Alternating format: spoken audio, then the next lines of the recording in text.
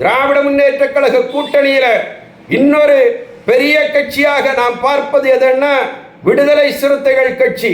விடுதலை சிறுத்தைகள் கட்சியினுடைய தலைவர் தொல் திருமாவளவன் அவர்களை பொறுத்தமட்டில் அவர் பல்வேறு காலகட்டங்களில் கூட்டணிக்கு குந்தகம் ஏற்படுத்திவிடக் கூடாது என்கிற அந்த எண்ணத்தோடு முனைப்போடு அடக்கி வாசித்துக் கொண்டிருந்தாலும் கூட பல்வேறு காலகட்டங்களிலே விடுதலை சிறுத்தைகளுக்குள்ளே சலசலப்புகள் ஏற்படுவதையும் நம்மாலே கண்கூடாகவே பார்க்க முடிகிறது.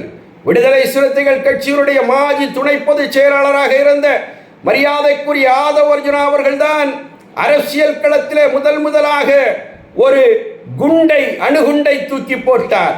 என்ன அணுகுண்டுன்னா, ஆட்சி அதிகாரத்தில் விடுதலை சிறுத்தைகளுக்கும் பங்கு வேண்டும் என்கிற ரீதியில ஒரு அணுகுண்டை கொளுத்தி போட்டதை நம்மாலே பார்க்க முடிகிறது.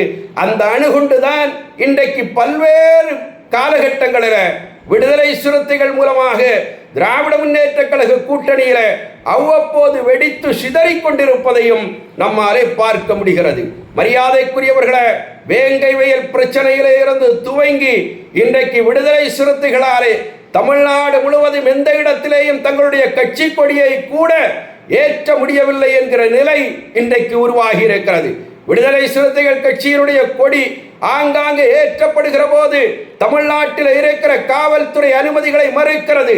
ஆக கட்சி கொடிகளை கூட ஏற்ற முடியவில்லையே என்கிற அந்த ஒரு சலனம் இன்னைக்கு விடுதலை சிறுத்தைகள் மத்தியில் இருப்பதை நம்மாலே பார்க்க முடிகிறது.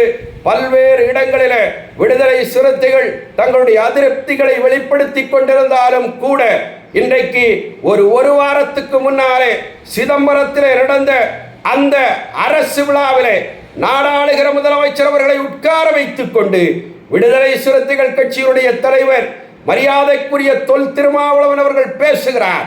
அவர் பேசுகிற போது பச்சையாக சொல்லுகிறார். என்ன சொல்றாருன்னா, திராவிட முன்னேற்ற கழகத்துடைய கூட்டணிக்கு 4 வாக்குகள் கிடைக்கிறதுன்னா அதில் ஒரு வாக்கு விடுதலை சிறுத்தைகளுடைய வாக்கு என்பதை தயவு கூர்ந்து ஞாபகத்தில் வைத்துக் கொள்ள வேண்டும் என்கிற தொனியிலே பேசுகிறார்.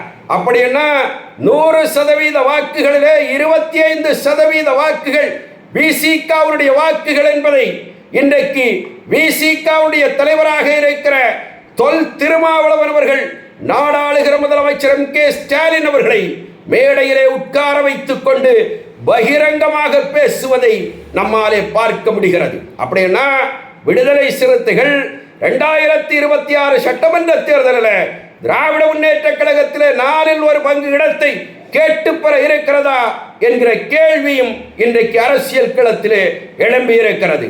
விடுதலை சிறுத்தைகளை பொறுத்தமட்டில் பல்வேறு சோர்சஸ் மூலமாக நமக்கு கிடைக்கிற செய்திகள் என்ன சொல்லுதுன்னா, குறைந்தபட்சம் 40 சட்டமன்ற தொகுதிகளை விடுதலை சிறுத்தைகள் கேட்டு பெற வேண்டும் என்கிற நிலையில இன்றைக்கு அரசியல் களத்திலே பயணித்துக் கொண்டிருப்பதை நம்மாலே கேட்க முடிகிறது, பார்க்க முடிகிறது.